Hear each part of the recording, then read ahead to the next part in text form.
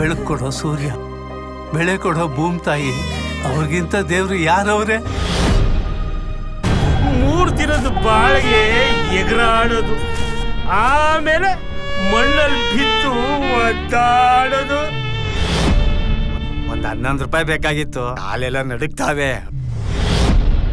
ಗಂಡನ್ ಬಿಟ್ಟು ಹಂಗಿನ ಅರಮನೆಯಲ್ಲಿದ್ರು ಏನು ಸುಖ ತಾಯಿ.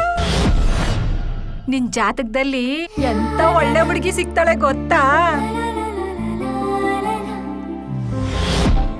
ಸುಡ್ಗಾಡಲ್ಲಿ ಮಣ್ಣಾಗೋ ನಿನ್ ಪ್ರೀತಿ ನನಗ್ ಬೇಡ.